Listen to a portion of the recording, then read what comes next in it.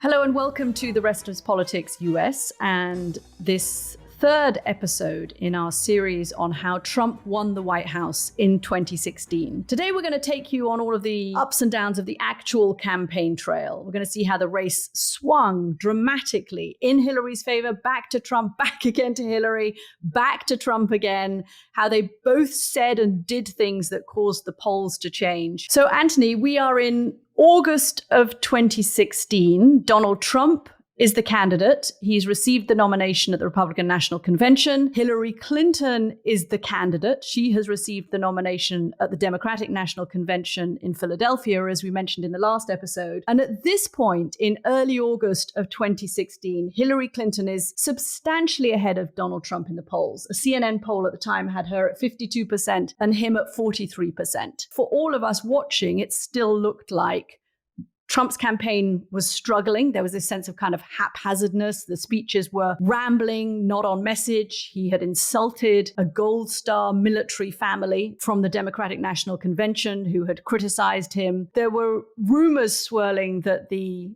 leaked emails at the DNC that we spoke about in the last episode had been hacked by the Russians. Was Donald Trump colluding with the Russians? And I think in that August, there was a general sense, I don't know what you felt from inside the campaign, basically they were flailing. Well, I would say that we were flailing. I would say that he was flailing. And I would say that the establishment Republicans had grown confident that he was the nominee. It was a mistake. Let's work on the House and Senate races.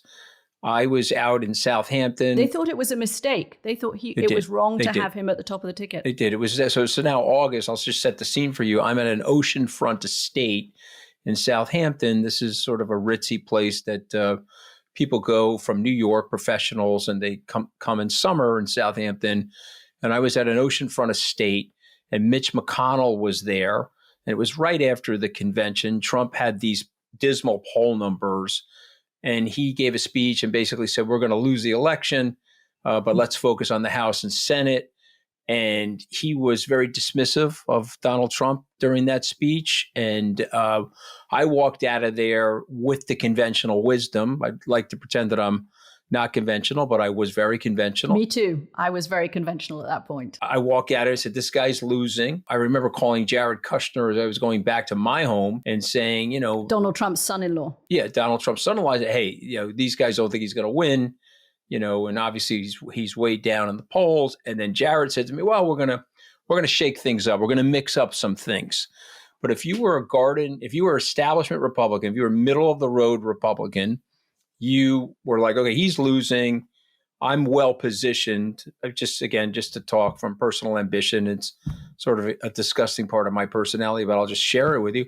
I went to go work for him because I was a loyal Republican. And I went to go work for him because I thought it would be fun. I didn't think he was going to win. And I thought it would set me up for 2020 as one of the standard bearers of Republican Party donors. And so I just want to explain to everybody the moment in time how wrong we all got it. Now, maybe, as you're saying, the journalists got it wrong as well. And now this is part of Trump's genius. Again, you can like him or dislike him, but he knows he needs to make a change. He's not sure what to do. And we go to Woody Johnson's house, who goes on to become the UK ambassador. He's at a beautiful house in East Hampton. And we're sitting in his library. There's a very successful family, the Mercer family. They come into the room. They are right-leaning donors. They were supporters of Ted Cruz. They weren't on board with Donald Trump. They said, okay, we're going to be on board with you. We're going to give you $5 million. But Steve Bannon, we're very close to. We own a big piece of Breitbart, and he's a very smart guy. And Kellyanne Conway, who worked on the Cruz campaign. She's very articulate, very, very smart, credible pollster. We want to put them into your campaign. Trump made that decision, Katty, in less than 5 seconds. He said, okay, that's what we're doing. Great. When are you wiring the money? Okay, we're wiring the money on Monday. Okay, great. We're done. We made the decision. Boom. Okay, that's Donald Trump. He knew at this point that he had to get rid of, to mix things up, to shake things up. And he wanted to get rid of the existing campaign manager, who was Paul Manafort, who had been a longtime Republican consultant. He'd worked with Gerald Ford, with Ronald Reagan, George H.W. Bush. He'd actually been out of politics for a while at this point, kind of lobbying for fairly dubious foreign entities, including Russian oligarchs. And we know later on he was sentenced to 7.5 years in prison for bank and tax fraud. So he was not the most savory of characters. But there were a few unsavory characters in Donald Trump's orbit at that time. So Donald Trump was happy to let Manafort go. I'm not going to call myself unsavory because I'm a delusional person. No, you were very not unsavory, but there were some unsavory characters there. Okay, but when you hang out with dog shit, you start to smell like dog shit. Okay, you just have to be honest with people. And I was doing something that every Republican did. And so I have to own that for the rest of my life, Katty. So let's just tell the viewers and listeners what it was. I was equivocating. He was talking shit about Mexicans. No problem. Let's move the goalposts again. He's lambasting and saying misogynist things about Hillary Clinton. Okay, no problem. There's only two choices here. I'm a Republican. Let me equivocate some more. And Republicans are still doing that with Donald Trump, but that process started in 2015 and 2016. And I'm a human being and I wasn't above it. So I do have to own that. And I think it's important to explain it to people what human weaknesses there are. I'm wiser and smarter, more psychologically minded now. But I got to tell you, that was a painful period in my time because I was doing things that I honestly think lack some level of principle alongside of a minion of people. And Anthony, I know this weighs on you. I know you've thought about it a lot. And I also know that even taping this series is giving you a little bit of PTSD going back to that time. And I appreciate your honesty about that. Yeah, I think it's important to be honest. But this was so everybody knows, this was the 13th of August, 2016, 13th of August. So that's where we were. Bannon basically came into the race. He texted me on that Sunday. I don't have a relationship with Steve, even though we work at Goldman Sachs together. I meet him for the first time in Cleveland at the convention. But he's got a lot of what you call that karetsu connectivity into me from other people. And so he texts me and says, hey, could you put a 10-point memo together of what happened? And I have the memo here. I say, we are in complete disarray. Mr. Trump does not listen to policy initiatives. Mr. Trump is never on message. The campaign, I'm just telling him the honest truth, the campaign logistics, we're completely uncoordinated in terms of where we're going, when we're going, and why we're going to various parts of the swing states that we need to be to campaign. We're underfunded, Steve. We are having a very hard time raising money. There's a small group of very rich people giving Donald Trump money. We have to come up with other ways to raise money. And this was Jared Kushner's genius. Again, people could like Jared or dislike him. I think he's an incredibly smart, gifted guy. He comes up with the idea to raise the money over the internet with Facebook and sending out ads and chip in $5, chip in $10, phone text messages and all this stuff. But this is what I'm saying to Steve on the 14th of August of 2016. And Steve wants to come into the campaign. He wants to have a more senior role, more formal role in the campaign at this point. Well, yeah. Well, he's now the chairman of the campaign and chief strategist. Remember, his honeypot are the Mercers. They funded Breitbart. After Andrew Breitbart died, Steve became the head of Breitbart. This is sort of this right-wing newsletter, this right-wing organization. They write a lot of right-wing things. But these guys come in, and let me just say briefly what the impact is on the campaign organization. They don't just come in, Kellyanne Conway and Steve Bannon. They come in with a legion of people. And this is something, I can't speak to the Democrats about this, but I've seen this with the Republicans. Republicans are very well organized, and they have lots of rich people that are funding them. So they come in with apparatus from the Koch family. They come in with apparatus from the Mercer family. They come in with apparatus from various think tanks, including Heritage Foundation, and they are organized. And they are now, there's a map in Bannon's office, and we're now looking at the map saying, this is how we're going to run the grid over the next 2 months to the election. Just to fill in a little bit about who these two people are, because they were central to that final phase of the campaign.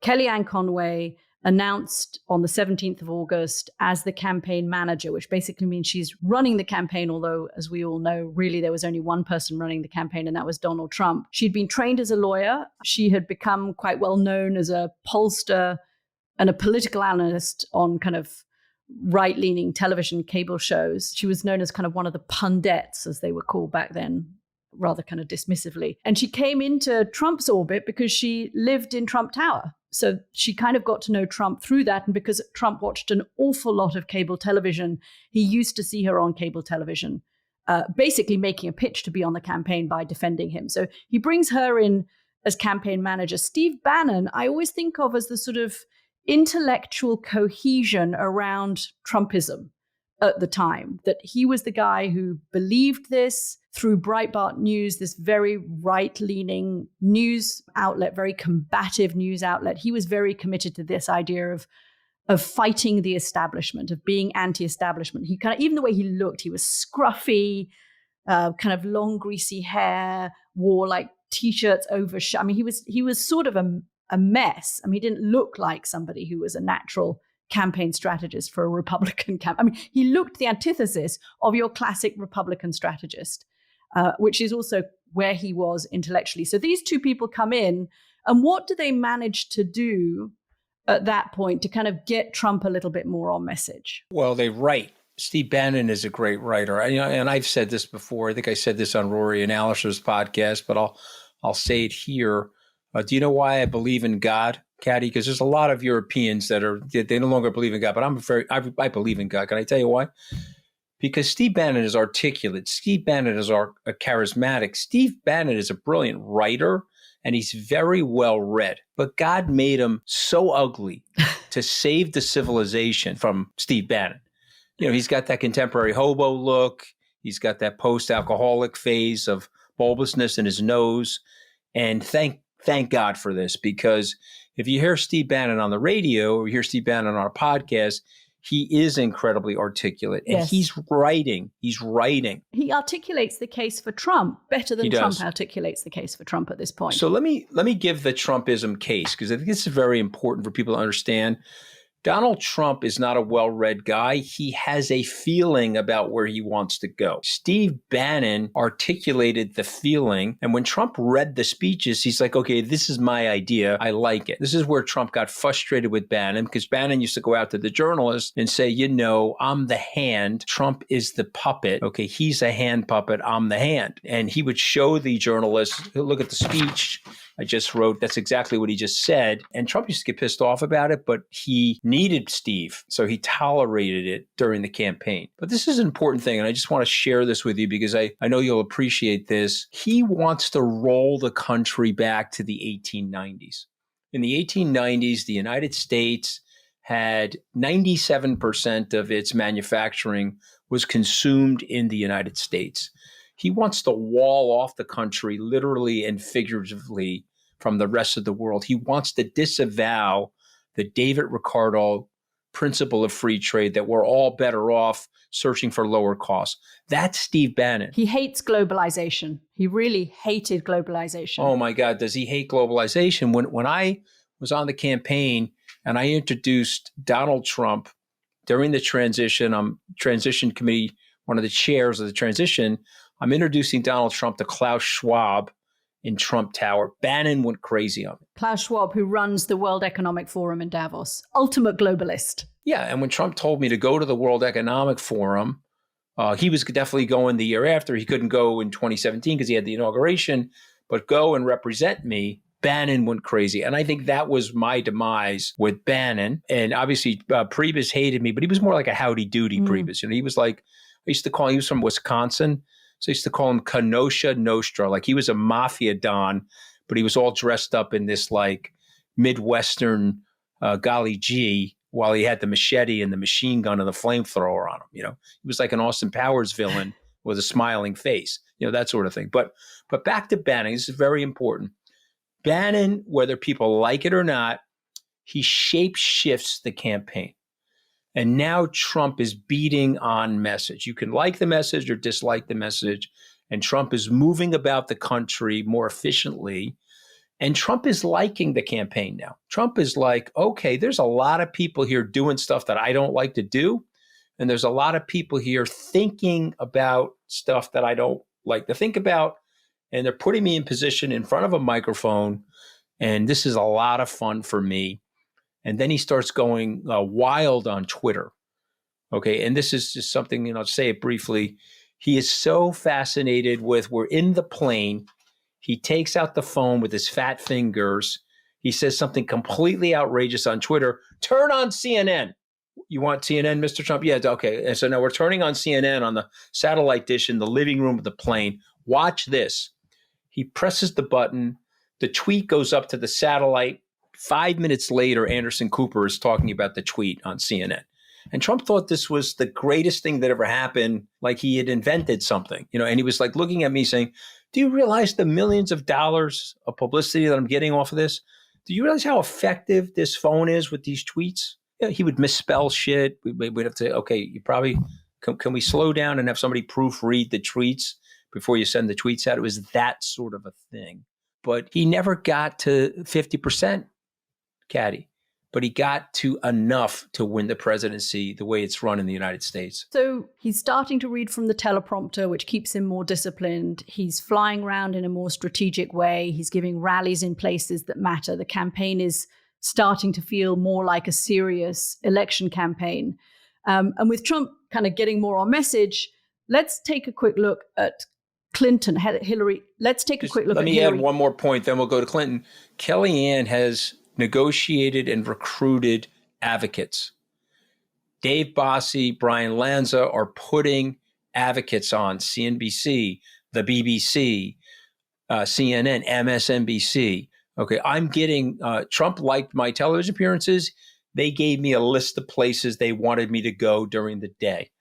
Okay, and there were some days I didn't go on the campaign plane. I literally sat in a studio and answered questions from television journalists. And it was organized and it was very well run. I mean, the fact that you had a list of shows to be on is very different from how the Trump campaign had been. It was that sort of efficiency, and having surrogates out there in American television is very important. It's a key part of any campaign. And it was really in that August that he started to change things around. So we're going to take a look at Hillary Clinton's campaign, because at this point, as Trump is getting more organized and more efficient, Hillary Clinton's campaign starts running into problems of its own. The most notable was on Friday, the 9th of September, Hillary Clinton is at a fundraiser in New York City trying to get donors to give her money. And she says, you could put half of Trump's supporters into what I would call the basket of deplorables. They're racist, sexist, homophobic, xenophobic, Islamophobic, you name it. And what she was doing in that moment, and it became such a turning point, I think, in her campaign, an iconic moment in her campaign, because she was doing the kind of classic liberal elite thing of sneering not at Donald Trump, but at his supporters. And if she had said you could put Donald Trump into a basket of deplorables, that would have been one thing. But she said you could put half of his supporters. And suddenly she plays into that narrative, which has been already there around the Clintons, that she's privileged, that she's in this position of power, that she's part of the establishment, and specifically part of the kind of liberal elite, and including the media, the kind of East and West Coast media, that looks down on the rest of America. And I think that is a kind of justifiable criticism of liberal elites in America, and a justifiable criticism of the media in America.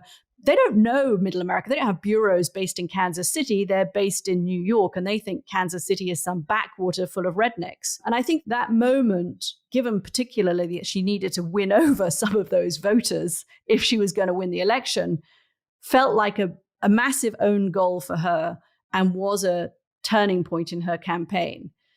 The other problem that she ran into was that she failed to deal with this controversy surrounding her emails and whether, as Secretary of State, she had broken the law by using a private email server and a private email address to send emails, which as Secretary of State she should not have been doing. And did she somehow scrub that server of the emails in order to shield herself from any kind of prosecution? I remember writing about this in early September and saying that it carried on dogging her campaign, and it gave Donald Trump a way into attacking her in order, this is where the lock her up came from, that she should have been locked up because of that email server. And she never really managed to give a very good defense of it. I don't know whether watching that from the Trump side, how orchestrated it was that they were going to attack her on that idea that she was a liar, that she should have been prosecuted, and that they realized that the email server thing somehow, which it sounds arcane and technical and kind of boring, but Donald Trump somehow in his kind of political genius logged on to the idea that this could be a very useful attack line against her. Well, I mean, there's a lot there. So let me just say the first thing that comes to mind that Secretary Clinton did not fully appreciate in her campaign, but that the conservative Republicans did. They were hell-bent on destroying her from 1991. When she said there was in the 90s, she said there's a vast right-wing conspiracy trying to destroy me and my husband. And she was that was later in the 90s. Yeah, that was 1998. She said that on the Today Show. So that was 7 years later.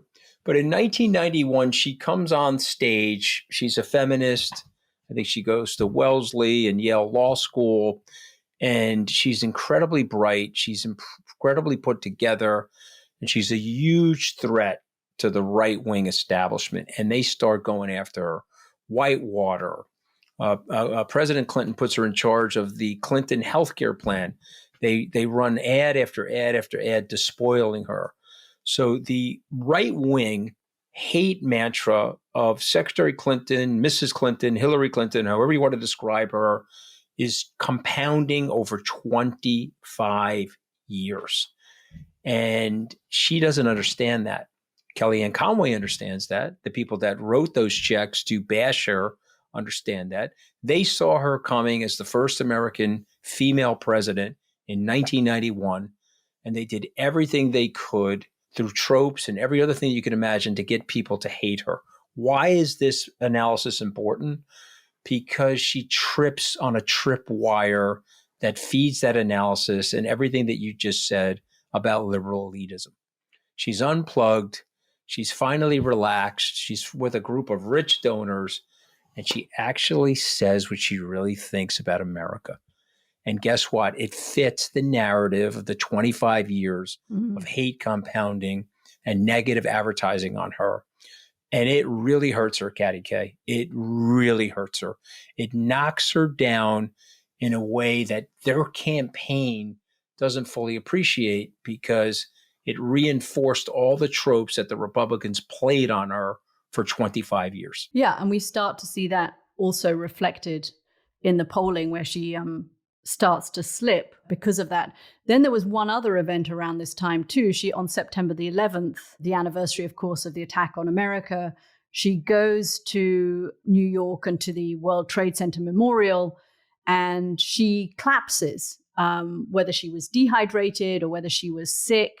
The image of her collapsing played into the idea that she was somehow weak and that she was not strong enough to be commander-in-chief, and that how could she possibly run America? You started getting all of this on social media. How could she run America if she couldn't even manage to go to a memorial? I should say, probably in her defense, that being on a presidential campaign is absolutely exhausting. I think that people who run for president in the United States have a different gene from me, because I could not keep up that kind of pace.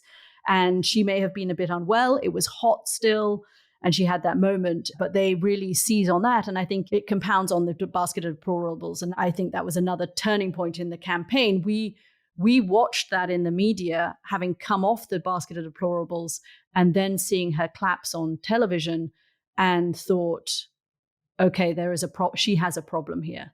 And I think it was really the first time that it occurred to me, watching the campaign, that she might not win, that there was a chance that Donald Trump was going to beat her. And really, it had been a foregone conclusion up until mid-September that she was going to walk away with this thing.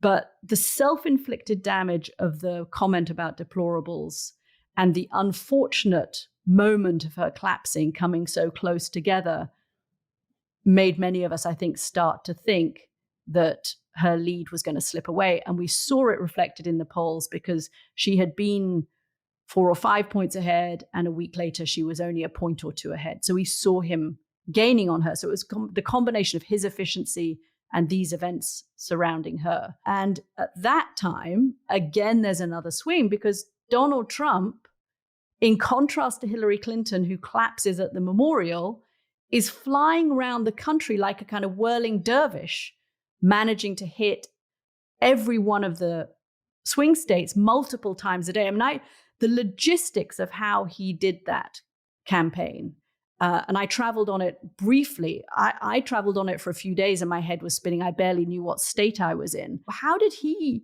keep up the stamina to do that kind of schedule? Listen, he's 78. He's doing it today. That was 9 years ago, 8 years ago. He's 70. He's a beast. You know, there are certain people that are anatomically designed to do certain things. He feeds off of it. I'm not a psychologist, but there's definitely an open wound or a black hole in his personality where he needs the attention. And so the attention energizes him. Certainly the rallies energize him, right? The rallies, but also the attention. The rule of thumb was, and it always is, on private aircraft, you don't let the owner wait. So if the departure is 7 o'clock, you better get your ass there at 6:30 a.m. So he's always flying out of Shelt Air at LaGuardia Airport. I live on Long Island. It's a 20-minute ride for me. The plane's leaving at 7 a.m. I am at the plane at 6:30. I'm sitting on the plane. The stewardesses know me, the flight attendants, whatever you want to call them, and they put out on the table, Trump is going to come onto the plane, and they put out on the table all of the papers. This would be the FT, the Wall Street Journal, the New York Post. And he would come on the plane, because he's a very prompt guy, German sort of a guy, come on the plane prompt at 7 a.m. He walks on the plane, he sees me, he's very happy when you're there early, trust me. Oh, great to see you, ba-ba.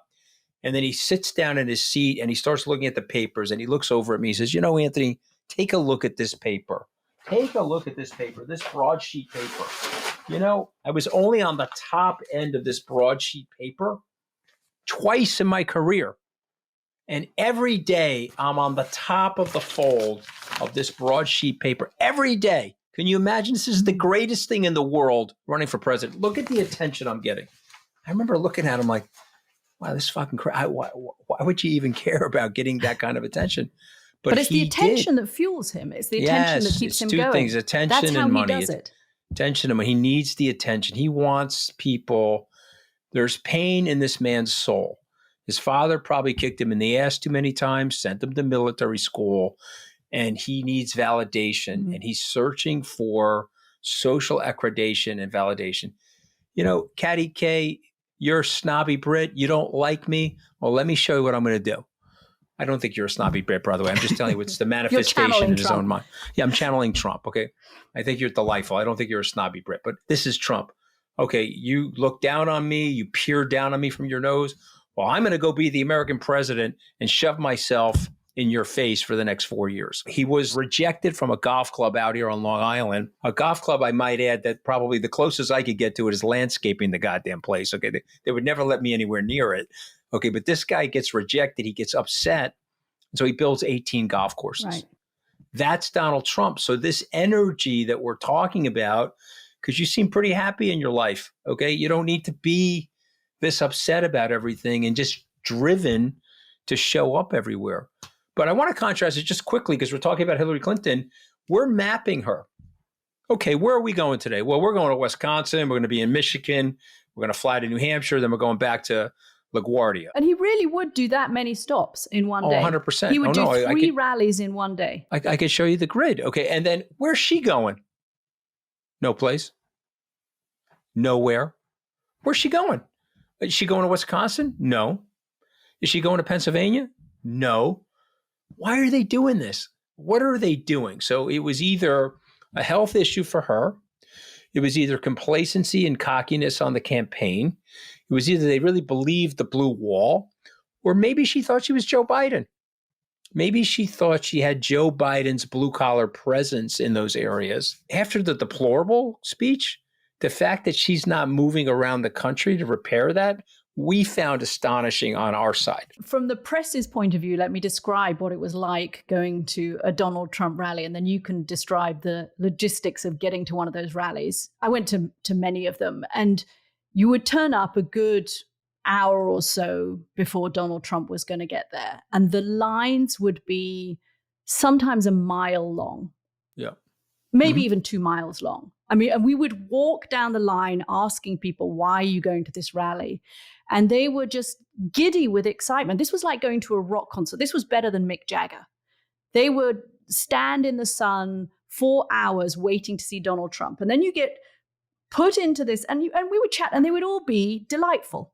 They were all not at all deplorables. They would be friendly and interested. And of course, I turn up as a Brit, so they're thrilled that the Brits are there. And they all tell me about how their grandmother was Scottish or their grandfather was Irish and how they loved their last trip to London on spring break. And then you get into the rally itself, and usually it's an airplane hangar because he wants to fly in. It is so beautifully choreographed. He flies in on the Trump plane. He parks in front of the airline hangar, which is packed with people. And then he comes onto the stage, and we are standing there. The press, as a member of the press, you're in this kind of press pool ring. We're kind of fenced off. And there's a rhythm to Donald Trump rallies. They were fun. They were super fun. It was kind of energetic, and it was a show. And he goes through these segments of the speech, and he talks about building the wall. That's a big opener. And then he talks about how the election will be stolen. If he doesn't win, it's because they cheat.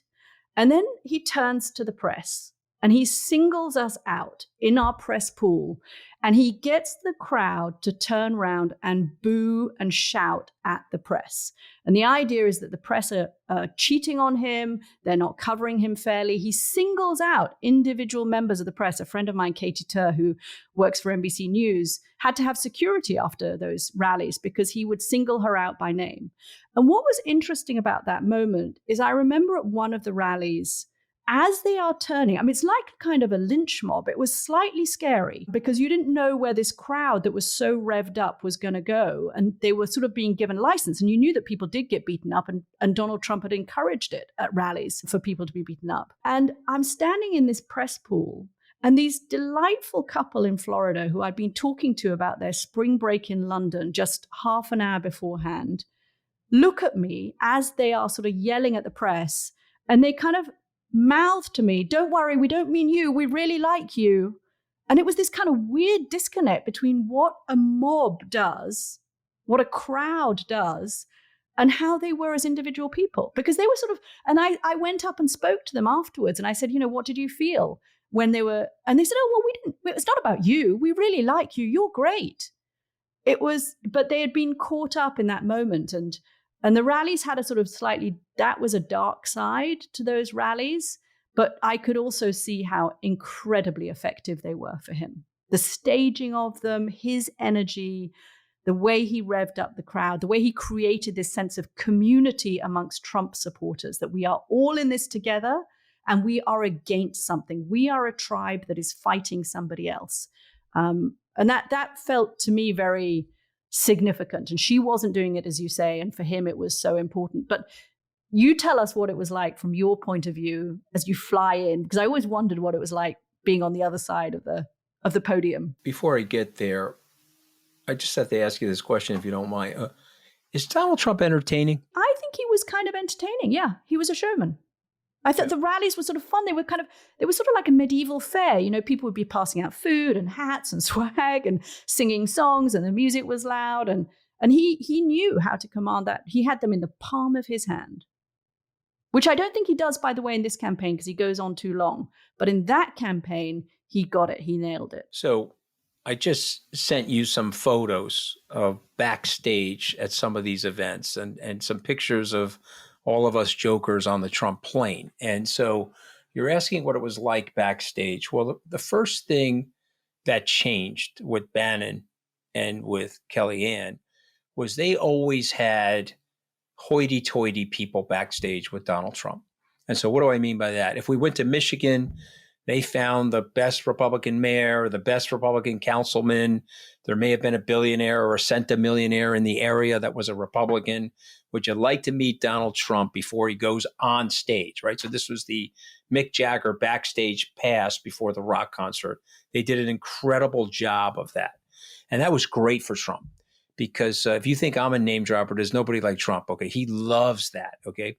If you're a famous person or well-known in your area and you're backstage with him before he goes out to speak, it energizes him. It enervates him. And so that's number one. The second thing, and I think I've told you this story, I was always fascinated about who was in the crowd.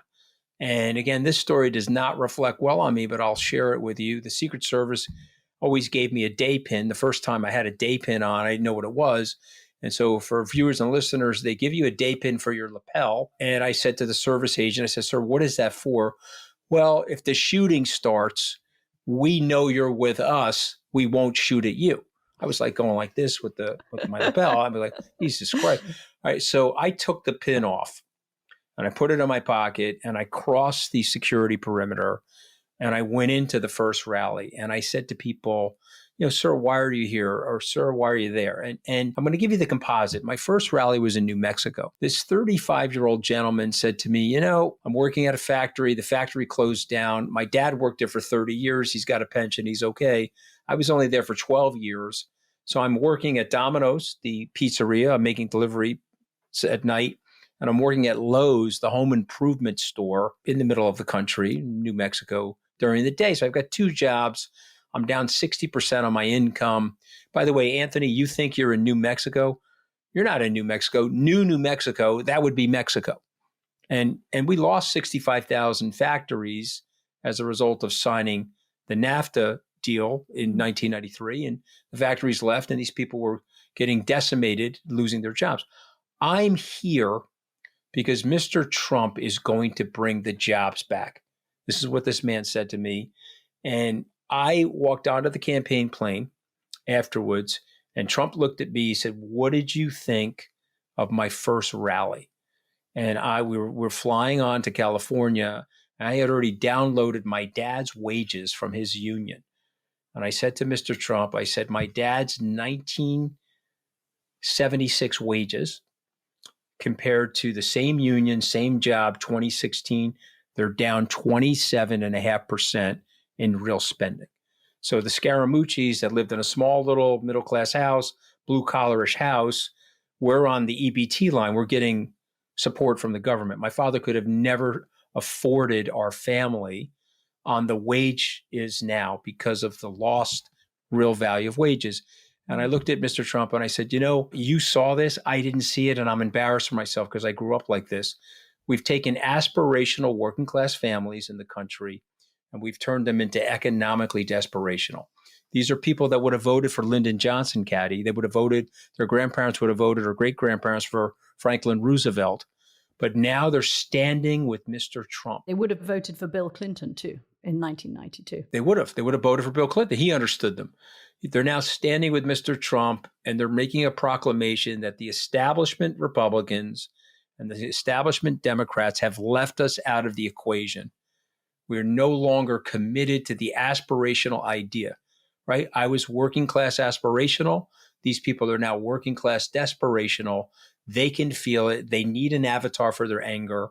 He's going to represent them. This is the reason why they adhere to him so tightly. Right. And we're feeling this now palpably through the campaign as we're getting into August and September. So we've come to the end of September and the pendulum has swung significantly. The polls have narrowed at this point, and it's becoming apparent that Hillary Clinton is no longer the sure favorite to win this race. The narrative of Hillary, she's tired, sneery, losing momentum, that's growing, and there is Donald Trump relentlessly rolling. So the Access Hollywood tape, I was actually in West Virginia. I was giving a talk to a group of business people, and I woke up in the morning, and it was the 7th of October, And the Washington Post had released a video from 2005 of Donald Trump on an Access Hollywood, which is a television show, on their bus. And he's there with the host of the show, Billy Bush. And in it, you can hear Trump on the audio. You've all heard this before, I'm sure. Everybody listening to this has heard this before. But Trump says, "I just start kissing them. It's like a magnet. Just kiss. I don't even wait. And when you're a star, they let you do it. You can do anything. Grab them by the pussy. You can do anything." And Billy Bush is kind of laughing along with this. And it's two men joshing, talking about women in a way that when I heard the tape on that 7th of October, sitting in a hotel in West Virginia, I thought to myself, well, that's it, that he can't recover from this. The tone of Trump's campaign had already shocked lots of women. He had already had kind of, moments where he was effectively bragging about his penis size on a debate stage. There'd been kind of other incidents of him talking misogynistically about other women. And it just seemed to us that it would be very hard for him to recover. I mean, remember, women decide American elections. They vote in bigger numbers than men do. The feeling then was that how could he recover? And it was not just the feeling of observers like me. It was the feeling in the Republican establishment. And you have senior figure after senior figure in the Republican Party, including Congressman Paul Ryan, who had been running for the vice presidency in 2012, coming out and condemning him and saying he is going to lose the race and we can't support that kind of language. In her own memoir, Kellyanne Conway says that the head of the Reince Priebus told Donald Trump, the head of the RNC, that he could either drop out or lose by the widest margin in presidential history. Trump that night, overnight, releases a kind of sort of an apology, to the extent that Trump was ever going to release an apology, on Facebook. And he says, "I've never been a perfect person. I've never pretended to be someone that I've not. I've said and I've done things I regret. And the words released today on this more than a decade-old video are one of them." And he seemed to understand in that moment that this was a real threat to his campaign. Is that how it felt on the inside, Anthony? And what were the discussions in the team and with, because on that Facebook posting, he looks pretty shaken. He looks a little diminished. And what were the discussions about how to respond to this? So let me give you the backstory. I had left work early. I drove home from New York City, and I got a call from Hope Hicks, who was on the team, campaign communications person, strategist, a lovely person, really just a very nice person. And she called me and she said, "Did you see the news?" And I said, "What news?" And I probably had, I was getting driven out of the city, probably fell asleep in the back of the car, so I wasn't watching the news or anything. And then she sent me the Access Hollywood tape. She said there's an all hands on deck meeting going to happen in Trump's triplex apartment at 6 p.m. Everyone understood what a problem Yes. this was. And I said, okay. I said, "Do you want me to drive back into the city to go to that meeting?" She said, "No, you don't need to do that, but I'll report back to you. I'll tell you what happened in the meeting." And it's basically what was reported in the press, in my understanding, happened in the meeting. Reince told him he was going to lose. Other people said they couldn't go on television to support him. Rudy said he would. Rudy was on the Sunday shows that 2 days later. Bannon was in his camp. People went around the horn. I think Mike Pence was at a fundraiser up in Rhode Island. We can check that, but I'm pretty sure he was. He was on the phone. He said he was still with the president. He would still support it. He did condemn him, though, Mike Pence. I mean, you have to remember, Mike Pence, conservative Christian. But he got permission from Trump to do that. He went to Trump and said, "Hey, as a conservative Christian, I got to say this. This will actually help us." And Trump said, "Yes, 100%, you have to say that." So he didn't do that unilaterally without talking to Trump. But here's the most interesting thing about it. Melania supported him. And the second most interesting thing about it is I've only heard Donald Trump offer an apology 2 times in his life. Okay, the first time was he said, "I would just like to apologize to the original Pocahontas for calling Senator Elizabeth Warren Pocahontas. I know that's a stain on your legacy." Okay, that was a big laugh line at his debates. The second time I heard him apologize was that night. And I'm going to tell you what happened, because the studio guys, I was very close to them. We had a studio on the 5th floor, and we were sitting in there, and we had the studio. and we would do all of our broadcasts from there. Trump went down to the studio at 11:45 p.m. and he had 7 takes to get out that apology that they eventually broadcasted that night. And he did look ashen. He did look disturbed. But again, like Donald Trump or dislike Donald Trump, the resilience and the persistence is amazing. He gets up the next day and he's working through the problem. And I just want to bring up this one thing before we go on to something else. We thought in the campaign that because of the early morning announcement about the WikiLeaks divulging Clinton's emails, John Podesta, her campaign manager, and others' emails, it's going to be very damaging to the campaign.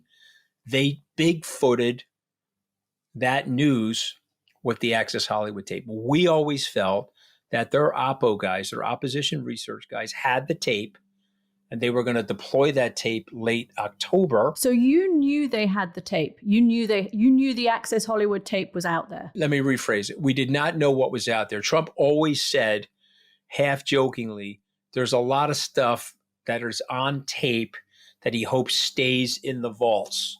Mark Burnett told him, don't worry about anything from The Apprentice. I've controlled that. Any off-color remark that you made in any setting, in rehearsal, something like that, never getting divulged. Trump always thought that there could have been a tape of him saying something stupid because he was always playing for laughs and always saying things like this sort of thing. We did not know that that existed. But what I am saying is when it hit, we said, okay, wow, they were probably holding that to week 3 or 4 of October, right before the election day. But they chose to drop it on October 7th because the WikiLeaks stuff was so damaging in their minds. They were going to eclipse the story, Bigfoot the story with this story. So there are just to clarify, there are 2 email incidents in October. And we're going to talk about the second one, which is James Comey, in a minute. But the first one, which came out also on the same day as the Access Hollywood tape, was the news that WikiLeaks had released hacked emails from the Clinton campaign between her campaign manager and other members of the campaign. Now, actually, there was nothing terribly incendiary in those emails. The press covered it a lot. I sometimes think the press covered it a lot because we felt we had to be even-handed on both sides. But there was nothing that dramatic in it. But it was out there at the same time as the Access Hollywood tape, which actually was probably a lot more damning. But in the second part of that statement, and I'm just going to read a bit of that because it suggests what's going to come next, Trump makes a pivot. He kind of apologizes for what he did and says that he regrets those words. But then he says, I've said some foolish things, but there is a big difference between words and actions. Bill Clinton has actually abused women, and Hillary has bullied, attacked, shamed, and intimidated his victims. We will discuss this more in the coming days. So I think as you see in that overnight, midnight taping, we see the strategy that's going to evolve going into the next presidential debate, which is due to happen on October the 9th. Just 2 days later, he's due to go on a debate stage with Hillary Clinton, and the Access Hollywood tape is dominating the news. But there's a hint, I think, in that second half of that kind of apology, regret taping that kind of tells us what he's going to do. And he does something at the debate. So the pendulum again in this extraordinary story has swung dramatically against Donald Trump. We think that's it. Forget the deplorables. Forget collapsing at 9/11. Donald Trump is toast. He needs women to win. He already has a problem with female voters. How can he recover from this? And then he does something at that debate in St. Louis that shocks all of us. He pulls something out of the hat that none of us has expected. We are told in the press to turn up for a press conference ahead of the debate. And we funnel into this little room, and sitting in front of us are 4 of Bill Clinton's accusers. It was a sort of, in a way, a terrible thing to do, bring out these women, but it also, again, it just like on a dime shifted the narrative around Access Hollywood and put the focus back on Hillary Clinton. Did it work? Look, he ended up winning 55% of white women voters. And he ended up winning the presidency. And I think that moment of those women standing there accusing Hillary Clinton of being complicit in Bill Clinton's abuse of women. There was one woman who sat there and she said, Donald Trump has said bad words. I'm paraphrasing. Donald Trump has said bad things, but Bill Clinton raped me and Hillary Clinton threatened me when I wanted to tell the story. And I think it put the Clinton campaign right on the back foot as they headed into that 9th of October debate. My quick point, Katty, is that was Donald Trump's idea. He brought the Clinton accusers. He called them himself. He was the one that came up with the press conference. Again, it's a staggeringly garish thing to do, but it was effective. It actually worked. And it marveled people like Steve Bannon. I remember Bannon shaking his head, go, can you believe he's bringing the Clinton accusers to the debate in St. Louis? But he was marveling at it in a way that was genuflecting on Trump's genius of doing it. Again, you can like it or dislike it from a taste point of view or from what's appropriate or not, but it was effective. Yeah, I think it was effective, but Hillary Clinton has 2 more opportunities to kind of redeem herself. She's got to go from that press conference happening onto the debate stage. And if she was thrown by it, they didn't show it. And she responds very quickly. At one point in the debate, Hillary said, it's awfully good that someone with the temperament of Donald Trump is not in charge of the law in this country. And he quips back kind of, quick as anything and says, because you'd be in jail. And he got lots of cheers in the room. But I don't think Hillary Clinton was seen as losing that debate. And then there was one more debate where she had the opportunity to kind of push her case against him further and to push the swing against him. And that was the 19th of October. And at that point, I think she was widely seen as winning that final debate.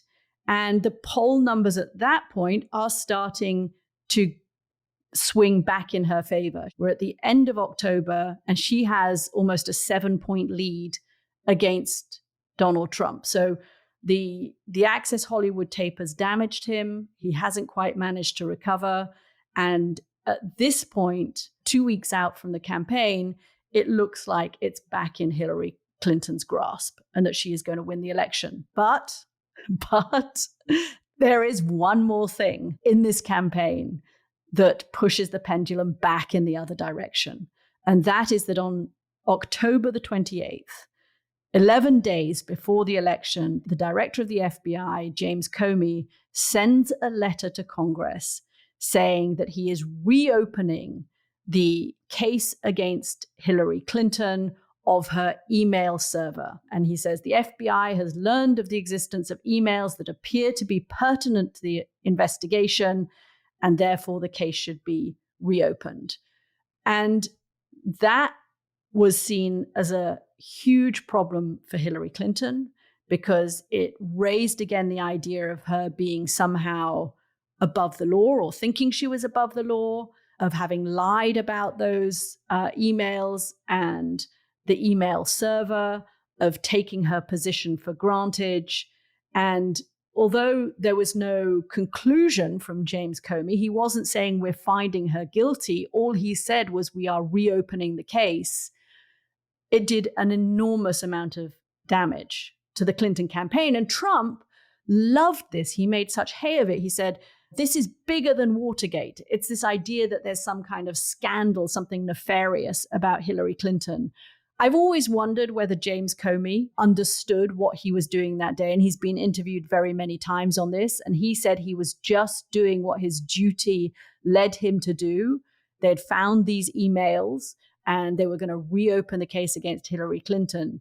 But in subsequent interviews after that election, I think he understood afterwards what it did, because it was at that moment, according to kind of Hillary Clinton and her memoirs on all of this, that the campaign saw their numbers fall.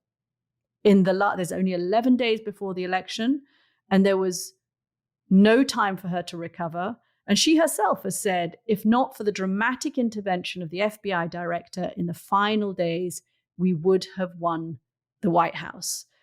Did Donald Trump understand what had just happened? Did he realize how big this was going to be and that he was now on track in those last days? Did you see the numbers for Hillary Clinton falling? Yes and no. And so just again, for the sake of clarity and authenticity, I think the campaign was happy that it was being reopened. He sent out massive amounts of tweets and suggesting her criminality, the whole lock her up sort of ideas. But we had internal polling after that last debate, and it looked like we were going to lose the election. And so we were not confident, Katty, that there was enough there to tip the balance to him. But if I'm going to say something which I think is objective but critical, is that it should not have been that close for Secretary Clinton. Had she had gone to Wisconsin, had she had gone to Pennsylvania, had she had marshaled all the resources at her disposal from the Democratic apparatus and all of the swing states, she would have been well ahead of him. And she doesn't reconcile that in her book, and she doesn't reconcile that in what happened.